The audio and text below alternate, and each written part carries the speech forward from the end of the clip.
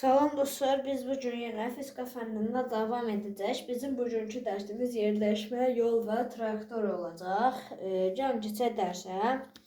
Əmrli traktoriya nədir? Onu deyək. Traktoriya bir cismi hərəkət edərkən cızığı xəttir.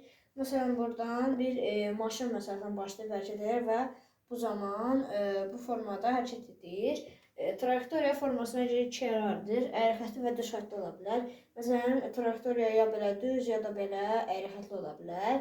Və traktoriya deməkdir ki, cism hərəkət edərkən cızığı xətt traktoriya adlanır. Yerdəyişmə nədir? Yəni bizə yerdəyişmə nədir onu izah edək. Yerdəyişmə traktorla başlanğıcı və sonunu birləşdirən istiqamətlənmiş düz xətt parçası. Yəni başlanğıcı ilə sonu arasındakı düz xətt, yəni başlanğıcla sonu birləşdirən düz xətt parçası. Yerdəyişmə vektorial kəmiyyətdir. Hardan bilir? Çünki yerdəyişmə S ilə ifadə olunur və əgər bir kəmiyyətin üzərində ox olarsa, demək ki, bu vektorial kəmiyyət deməkdir. Ox da vektor deməkdir. İndi yol nədir? Onu izah edək.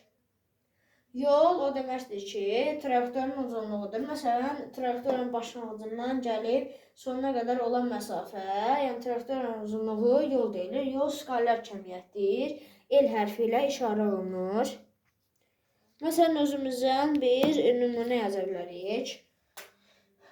Məsələn, cisim buradan başlayıb, gəlir.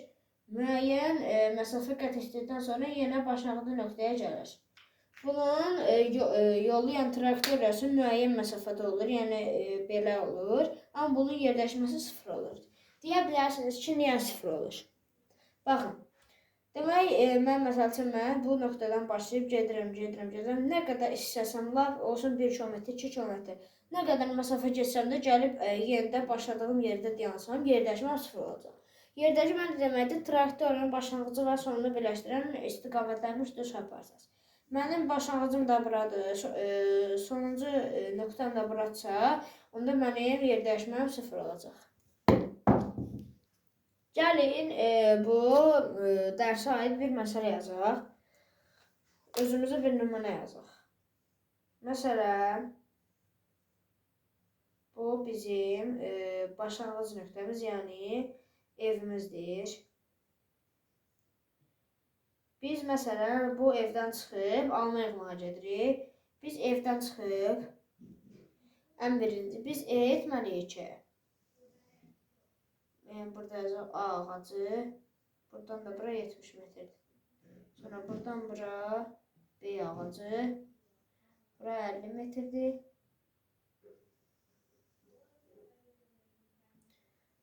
Sonra da bura 90 metr. Biz elə etməliyik ki, həm A ağacından, həm də B ağacından içinə də alma yığıb elə evə ən qısa məsafədə gəlməliyik. Biz düşünə bilərik ki, ən öncə buradan bura gedirik.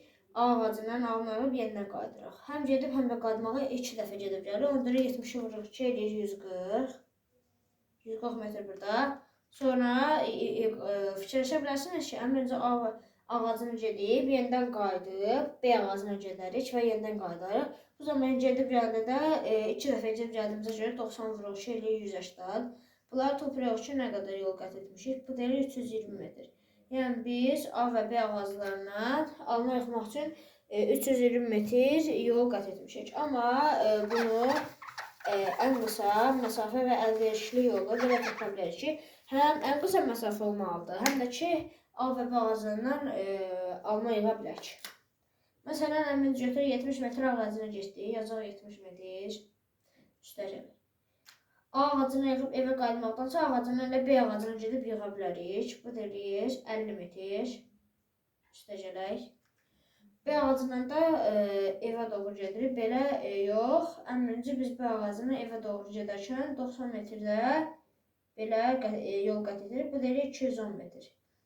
Demək, bizim ən əlverişli üsulumuz budur. Çünki biz evə hər iki ağacdan alma alıb evə daha qısa məsafə ilə gedirik və buna görə bizim üçün əlverişli yol belədir.